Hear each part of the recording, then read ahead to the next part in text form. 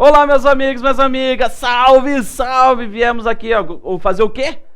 Viemos aqui fazer um agito? Não, viemos corrigir a prova do TRT, especificamente a matéria de Direito do Trabalho, meus amigos, minhas amigas. Sou o professor Cristiano Mion e vim aqui acompanhá-los, nessa correção de Direito do Trabalho. Pessoal, sinceramente, primeiras observações a respeito da prova. Olha só, vou ser sincero para vocês. A FCC aqui, ela acabou pecando, hein? Poderia ter pego um pouquinho mais, sabe, pesado, tal.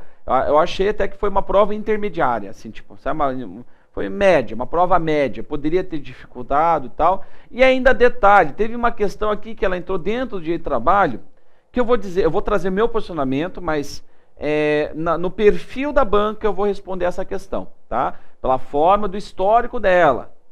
E ela entrou numa área nebulosa, que geralmente geram discussões e tal, mas mesmo assim ela mantém um certo posicionamento. Mas nós já vamos conversar. E aí se você precisa de questão, precisa de recurso, você recorre, caso não precise, Ou seja, eu acho difícil a banca voltar atrás do gabarito. Mas, se você quiser recorrer, eu acho... a única questão realmente entre direito de trabalho e processo de trabalho, eu identifiquei somente uma questão mesmo dentro de processo de trabalho, aqui no cargo de técnico judiciário da área administrativa. Nós vamos utilizar como padrão aqui as respostas da prova do tipo 5, tá? Do tipo 5, 05, gabarito 05.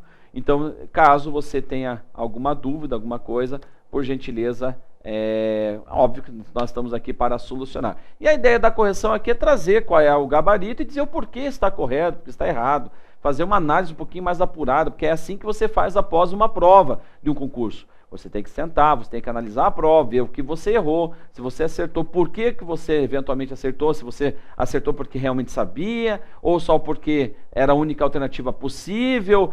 É essa análise que você tem que fazer depois, após prova. E isso que vai tornar você um grande concurseiro, Pode ser que não tenha sido dessa vez, você passar, não passei, professor.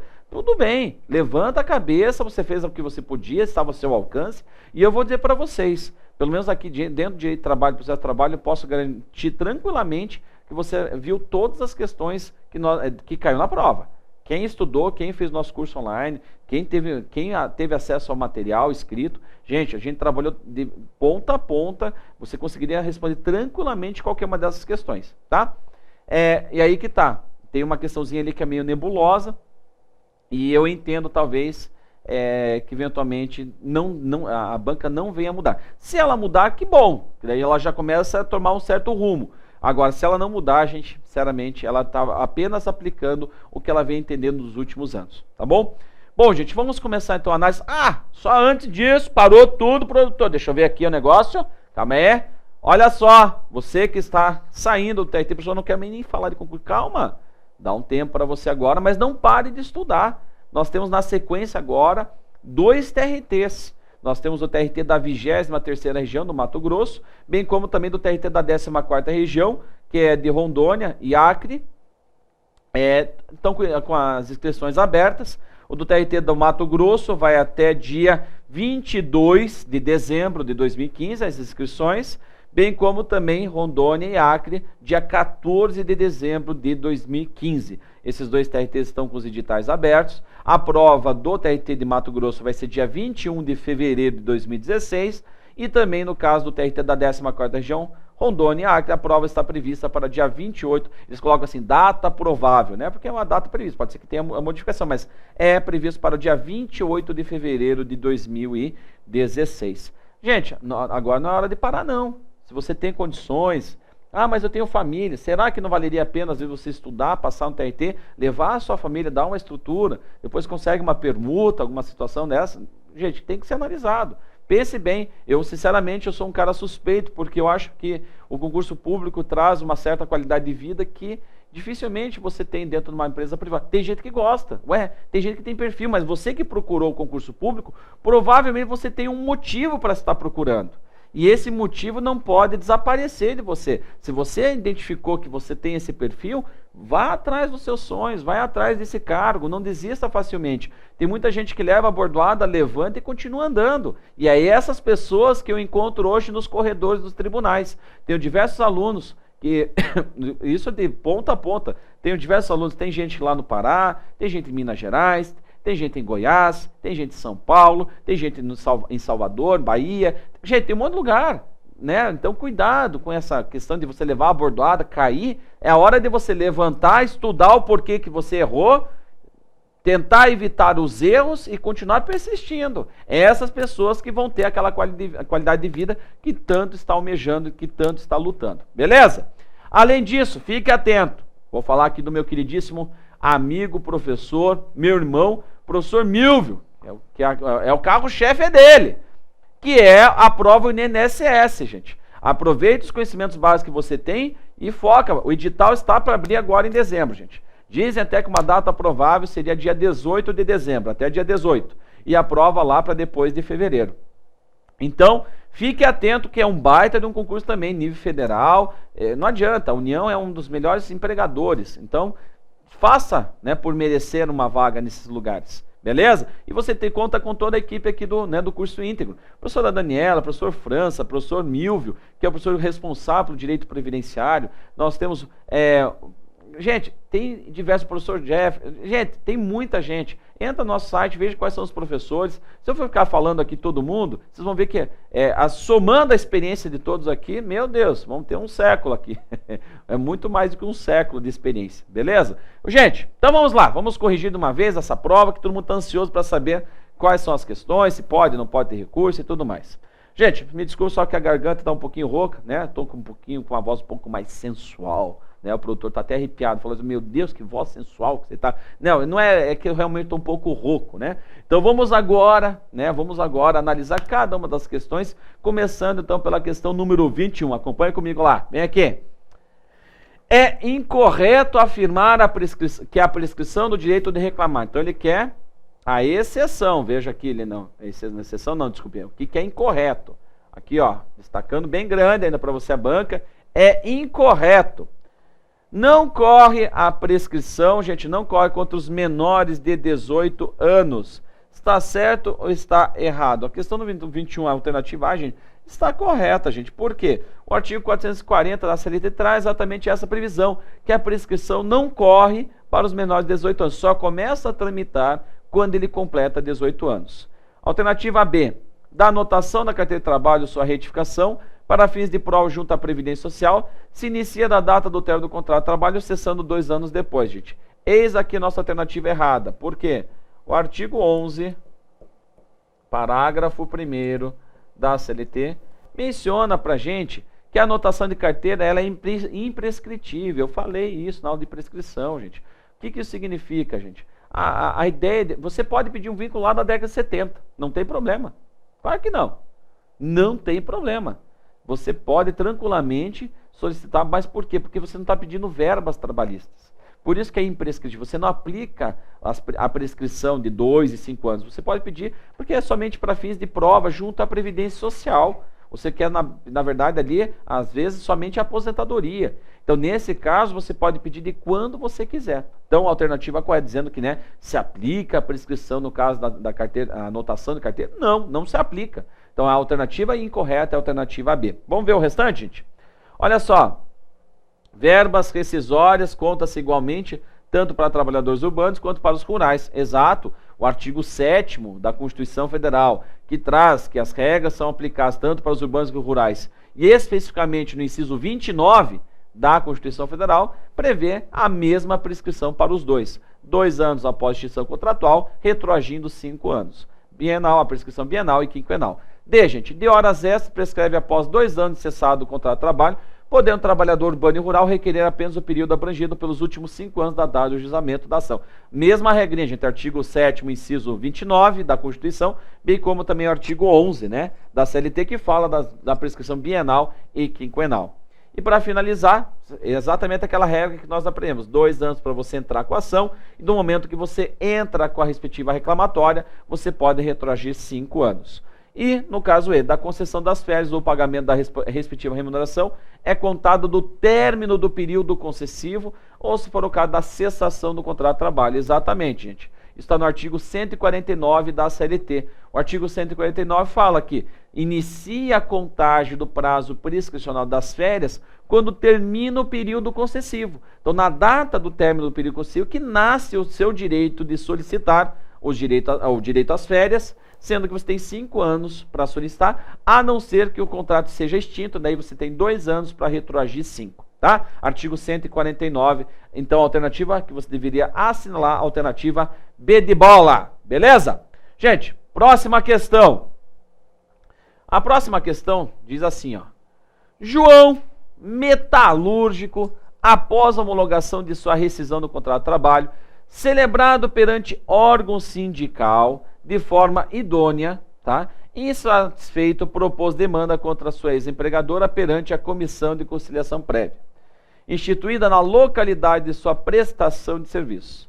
Na audiência designada, as partes chegaram a um acordo amigável, ressalvando expressamente que não faria parte do acordo, ó, ressalvando, ou seja, veja que ele pediu para fazer uma ressalva, ó, ressalvando expressamente que não faria parte do acordo as diferenças de FGTS, que João entendia devidas. Neste caso, de acordo com a CLT, João, pessoal, a dúvida é a seguinte, novamente, até de certa forma, se me surpreender eles cobrarem novamente isso, novamente eles perguntando tema a respeito da Comissão de Conciliação Prévia.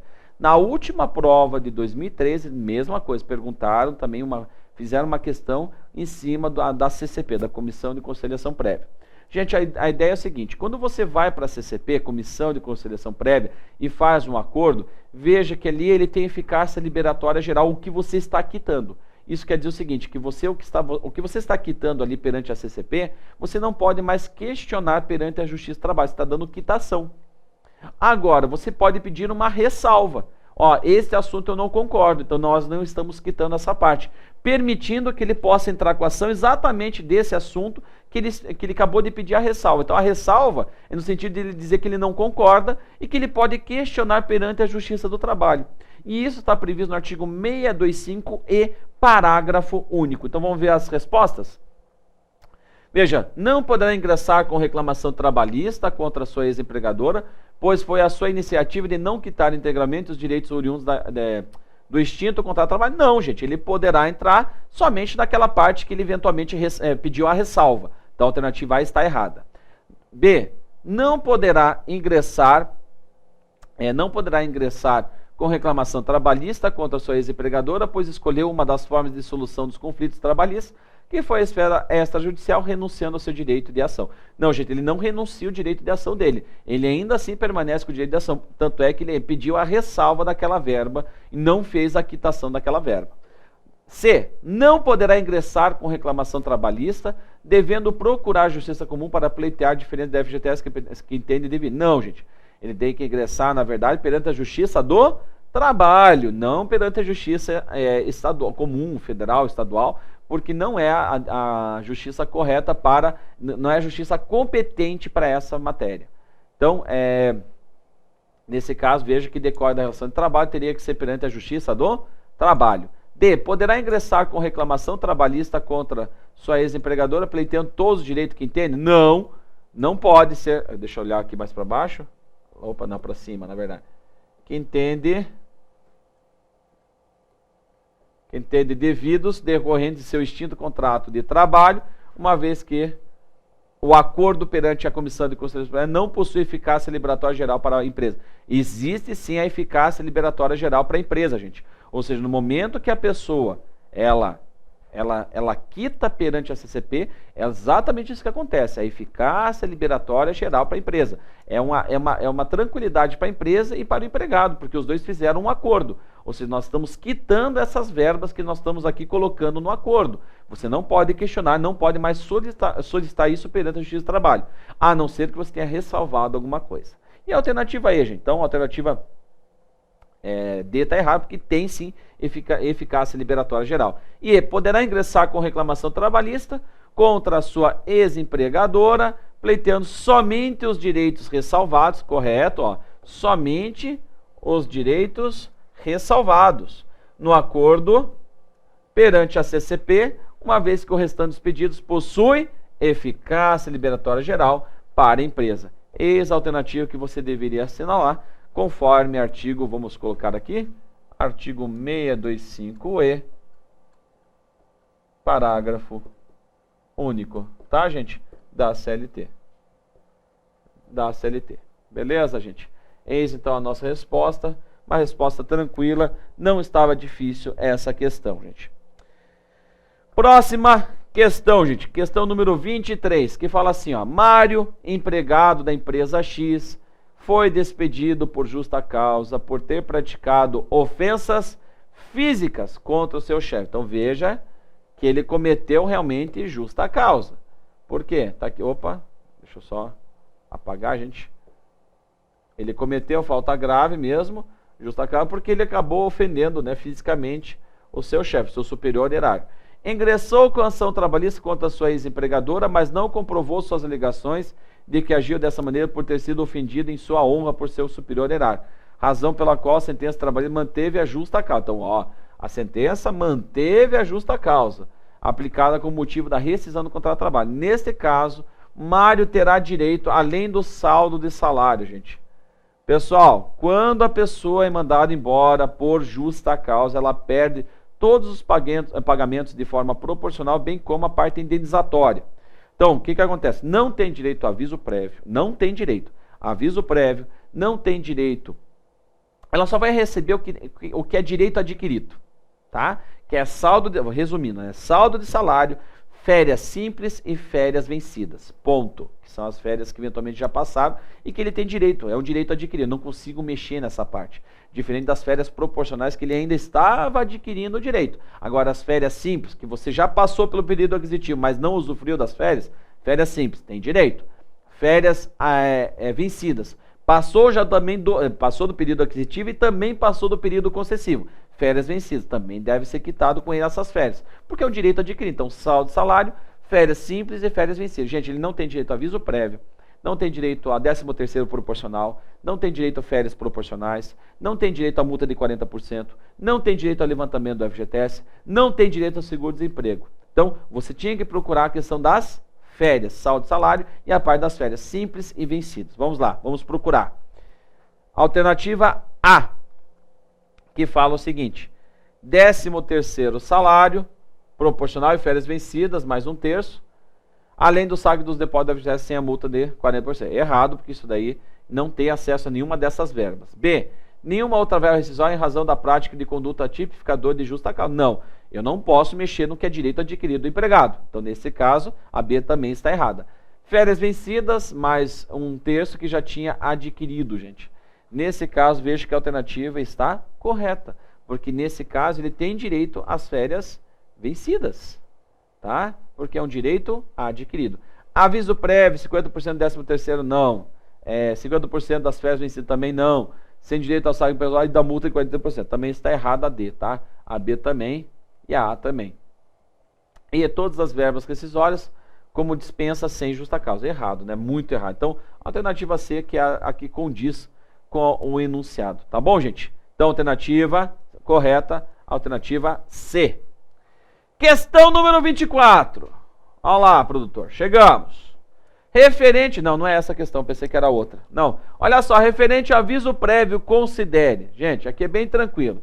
Já vamos analisar se é verdadeiro ou é falso cada um dos comandos aqui. Então, a respeito do aviso prévio, tá? Aviso prévio. Então, vamos... Até deixa eu já colocar aqui, ó.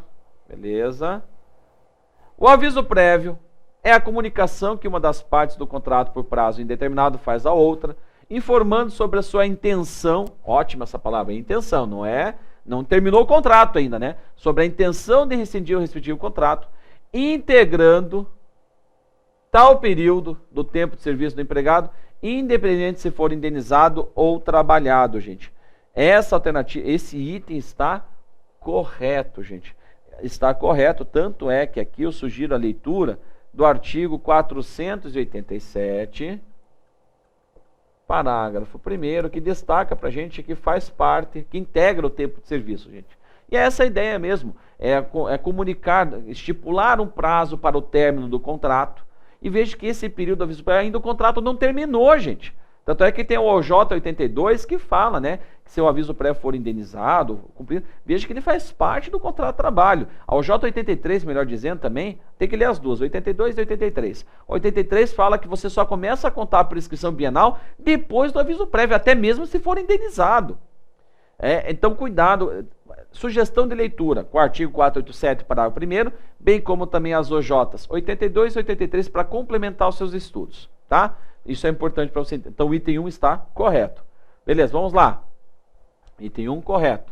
2. Na modalidade do aviso prévio trabalhado, empregado escolhe se pretende reduzir sua jornada de trabalho em 2 horas, correto, diárias, ou deixa de trabalhar nos últimos, aqui tem que tomar cuidado, últimos 7 dias corridos, em qualquer modalidade de rescisão do contrato de trabalho. Gente, essa parte final tem que tomar cuidado. O que está em amarelo tem que tomar cuidado. Por quê? Vamos lá. O item 2 está errado, gente. Tá? Está errado. Por que está errado?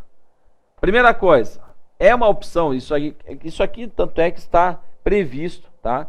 No artigo 488 da CLT. Dá uma olhadinha lá no parágrafo único, no caput e no parágrafo único. Veja que quando ocorre, né, a concessão do aviso prévio, só vai acontecer essa situação se foi o empregador que te concedeu o aviso prévio. Não é qualquer tipo de aviso prévio também.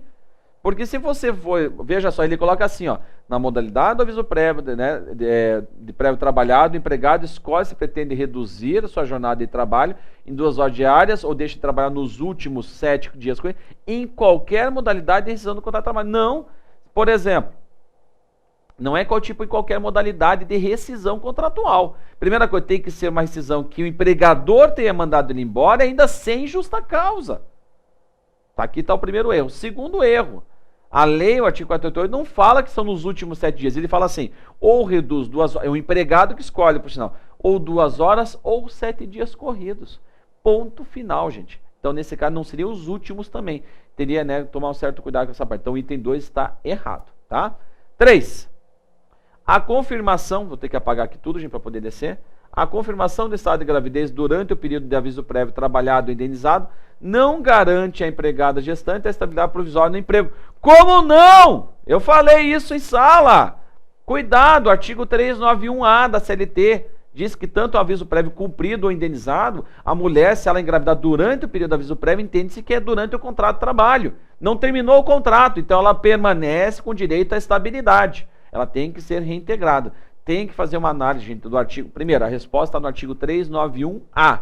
Mas eu sugiro a leitura da súmula 244, inciso 3, que fala do contrato a termo, que é o mesmo raciocínio, ou seja, no contrato por prazo determinado ou no aviso prévio, a mulher tem estabilidade. Mas o aviso prévio é indenizado, não interessa, ela tem direito à estabilidade. Artigo 391A. Então o item correto é somente 1, o 2 e o 3 estão incorretos, tá? Vamos lá então ver a alternativa correta. A questão número... Opa! Essa é a questão número, deixa eu voltar aqui, 24.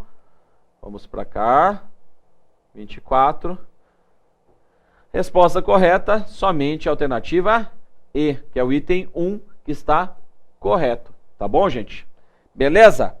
Vamos lá. Chegamos na questão, gente. Chegamos na questão e eu quero ver agora que o negócio vai... Agora a giripoca vai piar. Deixa eu até voltar aqui, vamos... 25, considere e vamos analisar esses itens aqui. Gente, esta questão aqui, para aqueles que estão lá bem e tal, que eventualmente olharam e falaram, puxa, estou precisando de uma questãozinha, aqui você até pode tentar forçar um recurso, forçar, mas não é que seja certeza. Eu, sinceramente, eu não consigo vislumbrar nesse caso aqui recurso. Mas eu vou dar uma dica para aqueles que pretendem, para tentar, tá? Vou já adiantar. Eu entendo que a banca não vai anular a questão, porque ela tem esse posicionamento, então, de certa forma, ela já diz para a gente, né, como é que é a forma dela pensar sobre essa matéria. Mas é que nem a FCC com relação ao tema regulamento empresarial. Nós vamos entrar agora em fontes. Regulamento empresarial, ela tem um posicionamento já meio consolidado ali, dela. Não adianta vir discutir que a doutrina majoritária, não sei o quê, as pessoas recorrem e não tem anulação nenhuma. Tá? Regulamento empresarial, que é bilateral, fonte formal autônoma. Se for um regulamento unilateral, é fonte formal heterônoma. E ponto final, é assim que funciona com a FCC. Mesma coisa aqui. Nós vamos conversar os itens e nós vamos dar a resposta. É óbvio que nessa resposta alguns vão discordar do que eu vou falar, mas pode ser que eventualmente aí que tá. Aí você usa tudo isso, por isso que é bom, é importante a discussão, é salutar isso. Eu sempre coloco isso nas correções. Se você discorda de alguma coisa, é importante que você discorde. Por quê? Porque isso contribui para nós discutirmos, para nós chegarmos a posicionamentos diferentes. E aí, claro, a pessoa tem que ter aquela humildade de ver e analisar, às vezes, e falar, opa, é verdade, o que você está falando tem uma convicção boa, né? Tem um posicionamento bem forte. Isso faz parte, isso é salutar dentro aqui desse mundo jurídico. Agora, presta atenção, vamos ler agora a questão número 25. Vem comigo. Olha só, diz assim, ó. As convenções coletivas e o acordo coletivo de trabalho são exemplos de fontes formais autônomas do direito do trabalho. Estão corretas? Está correta, gente. Por que está correta? Porque, na verdade, vejo que as fontes formais autônomas, dentre os exemplos, nós temos realmente o acordo e a convenção, que as próprias partes, elas negociam sem a intervenção de um terceiro, sem a imposição de uma a outra. Na verdade, a ideia é que haja um consenso. Algumas, por exemplo, dentro, né, dessa negociação, um lado cede um pouco, outro lado cede um pouco mais, e assim por diante. Eles vão tentando se adequar exatamente dentro desse perfil de tentar fazer um acordo e a convenção. Tá? Por isso, de forma autônoma, né, no sentido de ceder e ganhar alguma coisa também. Eu cedo um pouco, você concede alguma coisa, e assim, né, a gente vai se ajustando. Essa é a ideia da fonte formal autônoma, sem a intervenção de um terceiro, sem a imposição de uma parte à outra. Tá? Agora, isso nós vimos dentro, né, da nossa matéria, fonte coletiva, convenções coletivas e acordo coletivo. Beleza. Item 1 está correto. Agora vamos para o item 2. A legislação, aqui que está o perigo, ó. Aqui que torna essa questão correta. A 2 foi considerada correta pela banca, gente. Mas por quê? Aqui, ó, a legislação trabalhista faz referência aos costumes. Então ele veja que ele deixou bem claro. Ele não está perguntando conforme entendimento doutrinário nem nada. Ele está falando conforme a nossa legislação. Até trocar de cor aqui, ó. Legislação trabalhista. E ele quer, com base nisso, que você faça uma análise com relação aos costumes, como fonte integradora. O que é fonte integradora, gente? É aquela fonte supletiva, complementar, que o juiz pode se utilizar, no caso de faltando alguma norma, alguma coisa, você pode utilizar aquilo, o costume, dentro do direito do trabalho. Gente, primeira coisa, a doutrina majoritária entende que o costume, na verdade, isso é a doutrina majoritária, que por sinal, qualquer manual que você for pegar, você vai ver que a grande parte dos doutrinadores vão dizer assim, ó, costume é uma fonte formal autônoma.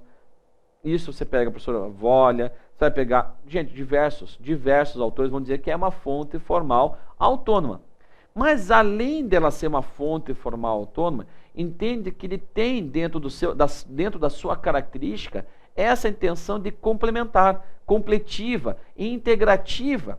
Se você pega lá, por exemplo, o livro do Gustavo, né, Barbosa Garcia, Gustavo Felipe Barbosa Garcia, ele traz para a gente que é uma fonte formal, autônoma e tal, não sei o quê, e ao final que ele, conforme a CLT, traz um sentido dela ter essa função integrativa. Tá? Então, cuidado, a banca em 2013, no concurso da Bahia, se eu não me engano, foi na Bahia que eles cobraram exatamente o mesmo sentido. Então, é uma fonte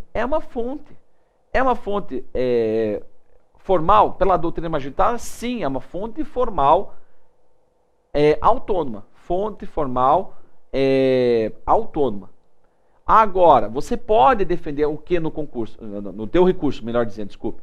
Que a doutrina majoritária se posiciona no sentido de considerar essa fonte não como uma fonte integradora, mas sim como uma fonte formal autônoma. Você vai por esse caminho, que, né, é posicionado, coloca alguns doutrinadores, pega lá algum doutrinador que você tenha, que tem acesso a alguma coisa, para poder justificar o teu recurso. Mas, sinceramente, já vou adiantando, do jeito que ela colocou no enunciado, ela colocou bem claro ali, ó, a gente tem aquela mania de querer, né? Gente, o que está sendo pedido é isso.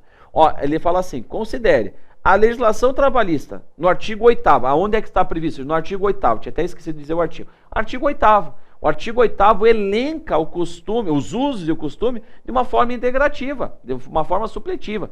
Então, quer dizer, a própria legislação trabalhista traz esse conceito. Ele queria exatamente qual é a visão da CLT com relação a esse assunto. Então, por isso, eu entendo que não há possibilidade de recurso, tá? Agora, se você, né, consegue identificar isso e você precisa de uma questão, por que não entrar com recurso? Vai que ela troca alguma coisa, anula a questão. Às vezes não anula não porque ela está com o posicionamento dela errado, que ela entende, deve ser que ela está com o posicionamento correto, mas ela pode anular às vezes a questão porque ela pode ter criado uma questão que gerou dúvidas. E aí, claro que gerando dúvidas, isso acaba prejudicando os alunos e ela acaba cancelando, anulando. Não porque ela desistiu do posicionamento dela, mas porque não foi mal construída alguma coisa. Então, é nesse sentido que você tem que recorrer. Ou seja, demonstrando, na verdade, que o costume é uma fonte formal autônoma. Sinceramente, vou repetir, eu entendo que a banca não vai cancelar essa questão, anular, até porque ela deixou bem claro que ela queria o posicionamento da CLT, o que está previsto no artigo 8º, simplesmente isso. Ela não perguntou qual que é o entendimento majoritário, no sentido assim, sabe, eu sei que, claro, a gente tem que se posicionar conforme a doutrina majoritária, eu concordo dessa mesma forma, mas ele queria exatamente qual era o posicionamento da CLT, ponto, sabe, de forma simples e objetiva, né? Uma visão mais simplista da matéria. Eu sei que isso geraram algumas dúvidas, alguns alunos erraram essa questão, e eu acho que se você errou e você quer, recorra, faça, está dentro do seu direito, recorra, ainda você tem, né, tempo para isso, recorra e alegue exatamente isso, que a doutrina majoritária se posiciona de forma diferente, que na verdade o entendimento, e coloca o entendimento de algum doutrinador para contribuir, né, dar embasamento para o teu recurso, beleza? Mas, como eu já vou adiantando para você não se animar, eu entendo que a banca não vai considerar, até porque ela é uma fonte formal autônoma, mas ela não perde a sua essência também de ter esse caráter integrativo. Tá? Essa é a ideia integrativa dela auxiliar o juiz no momento de omissões que eventualmente a lei tem, as normas têm, e aí tem esse caráter integrativo. Tá? Por isso eu entendo que de certa forma a alternativa está correta. Beleza? 3, gente. A jurisprudência não é considerada a fonte formal de direito do trabalho, uma vez que não há previsão legal para sua utilização, bem como se refere apenas a casos concretos e específicos. Gente, mesma coisa aqui. Existe uma discussão muito grande com relação à parte de jurisprudência, mas de certa forma a jurisprudência como regra geral não é fonte formal, né? Então de certa forma o item 3 está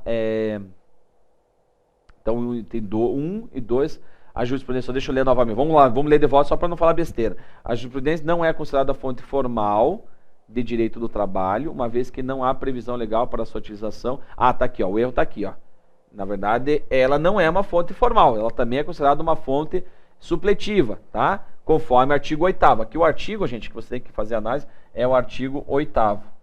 Artigo 8º da CLT, por gentileza. Daí ele diz assim, ó, a jurisprudência não é considerada fonte formal de direito do trabalho, uma vez, eu vou destacar o que está errado aqui, ó, vou colocar em amarelinho, uma vez que não há previsão legal para a sua utilização. Claro que tem, o artigo 8º, o artigo 8º elenca o princípio, elenca o costume, os usos, a jurisprudência, tá? Veja que todos eles estão elencados no artigo 8º. Deixa eu ler para vocês o artigo 8º, pegar a CLT aqui. E o artigo 8º diz o seguinte, deixa eu só pegar aqui. Professor, abri minha CLT, então abra a tua CLT aí, veja lá. As autoridades, abre para mim aí.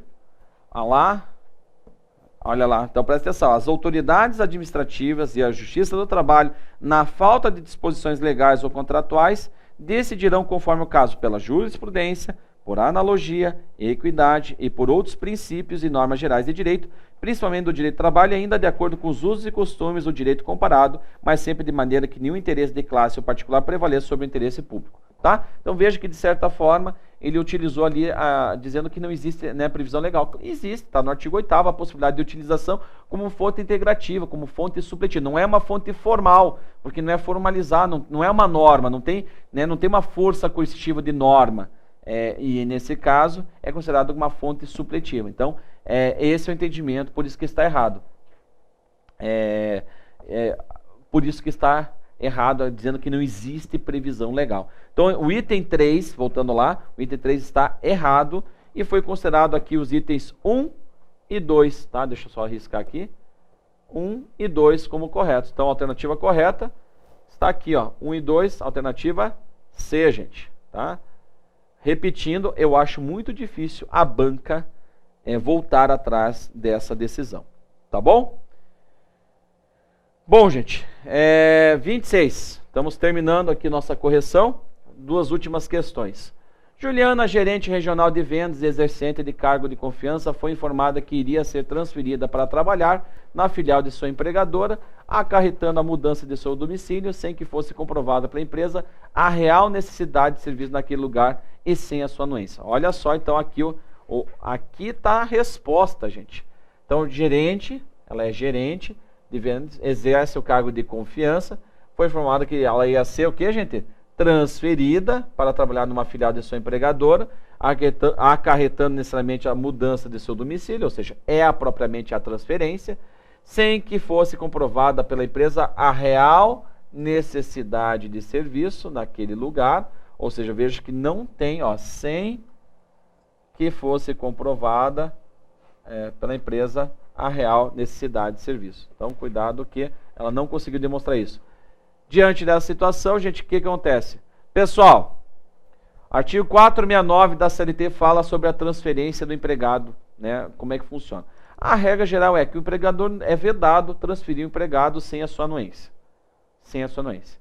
O cargo, a pessoa que exerce cargo de confiança pode sofrer uma alteração contratual de transferência de forma unilateral? Pode. De forma definitiva? Pode. Mas tem que ficar demonstrado a real necessidade de serviço. Se não ficar demonstrado, ele não é obrigado a ser encaminhado, ele não é obrigado a aceitar a transferência. É uma exigência da súmula 43 do TST. Tem que ler em conjunto o artigo 469, especificamente parágrafo 1º, junto com a súmula 43 do TST. Então, se não há real necessidade de serviço, não tem por que essa pessoa ser transferida. Então, essa é a resposta dessa questão. Acompanhe comigo. Não é obrigada a aceitar a transferência, sendo requisito essencial a comprovação pelo empregador da real necessidade de serviço. Está aqui a nossa alternativa correta. Alternativa A, tá? Alternativa A é a alternativa que você deverá assinalar, tá, gente? Então, a alternativa A é a resposta correta. Veja que o restante diz ali que é obrigado a aceitar a transferência, não é obrigado. C, é obrigado a aceitar a transferência, não é. Não tem direito a transferência adicional de 25%, porque não é uma transferência provisória, ele está tratando aqui de uma transferência definitiva. É obrigado a aceitar a transferência uma vez que exerce cargo de confiança? Não. A pessoa só é obrigada se ficar demonstrada a real necessidade de serviço. Aí decorre realmente do cargo de confiança, mas não é o caso. Não é obrigado a aceitar a transferência, pois o cargo de confiança está restrito à região para a qual foi contratado. Não. Gente, exercendo o cargo de confiança, a pessoa pode ser transferida, pode trocar seu domicílio, pode ser transferido definitivamente para outra região, outra localidade, só de qualquer lugar, para uma outra filial e tal, mas desde que fique configurado, gente, a real necessidade de serviço. E a última questão, gente, olha lá, para a gente encerrar com chave de ouro, está escrito aqui, ó, são exemplos de intervalos não remunerados, gente. Vamos ver então quais são as situações que tem, que é remunerado ou não, gente. Lembrando que existem alguns intervalos que são computados e outros não são computados. O que são computados, computa na jornada, então é pago. O que não é computado são aqueles não remunerados. Descanso semanal remunerado? Veja que o nome já diz, né, gente? Descanso semanal remunerado. É pago. Descanso de 20 minutos para quem trabalha no interior das câmaras frigoríficas. Também, gente, esse intervalo faz parte da jornada. Então, a alternativa A está errada. Os dois intervalos são pagos. São remunerados. O descanso semanal remunerado é remunerado e a pausa de 15 minutos para os trabalhadores em mina subsolo também é remunerado esses 15 minutos, gente. O de 1 hora para alimentação e descanso, jornada acima de 6 horas e 10 minutos a cada período de 90 minutos trabalhar no serviço de mecanografia. Gente, primeira coisa, a 1 hora de alimentação realmente não é remunerado, mas os 10 minutos a cada 90 trabalhados são remunerados. Então você está errada. O de 15 minutos para alimentação e descanso na jornada de trabalho, de 4 a 6 horas, correto. Esses 15 minutos de intervalo, conforme artigo 71, parágrafo 2º, não é remunerado. E o período mínimo de 11 horas entre uma jornada e outra para os trabalhadores, que se inclui na regra geral, prestação de serviço em 8 horas diárias ou 44 semanais de trabalho. Correto, gente. Alternativa D é a alternativa correta. Por quê? Porque tanto o intervalo de 15 minutos, que serve para alimentação, bem como também o intervalo de 11 horas entre uma jornada e outra, são intervalos que não são computados, né? São intervalos que, eventualmente, o empregador não computa na jornada do empregado. Então, por isso, a alternativa D é a alternativa correta. Essa que você deveria assinalar. Todas as outras ali, as situações, tinham algum intervalo, ou os dois, ou um caso ali da C, né? Que a gente viu que um deles era remunerado. Só para finalizar, né, a alternativa aí. Os 2 descansos diários de 30 minutos, cada para a mulher amamentar, gente. Veja que isso é computado também na jornada da mulher. Ou seja, ela tem 2 intervalos de meia hora para amamentar seu recém-nascido, seu filhinho. Beleza? Gente, essa foi a prova. Sinceramente, dentro do direito de trabalho, eu entendo que não é cabível recurso, mas se você quiser, você recorre daquele caso, tentando alegar que não é uma fonte supletiva, e sim uma fonte formal autônoma. Esse é o posicionamento que você tem que adotar daí no seu recurso, conforme a doutrina majoritária, mas, sinceramente, com base em outras provas anteriores, pelo que eu tenho visto, né, pelo que eu tenho analisado das provas da FCC, ela considera realmente como uma fonte supletiva, conforme disposição da própria redação do artigo 8º da CLT. Então, de qualquer forma, fica aí a dica, né, que nem do processo de trabalho. No processo de trabalho, eu falei, recorram, porque vai ser mudado lá a questão, né, X, que fala lá sobre os princípios. Né, você que não viu ainda a aula, dá uma olhadinha na aula de processo do trabalho, você vai ver que lá eu destaco o recurso, porque lá eu falo realmente com toda a certeza que vai ter a alteração do gabarito. Aqui eu já fico na dúvida, porque eu já vi provas anteriores perguntando no mesmo sentido e ela mantendo o seu posicionamento. Beleza?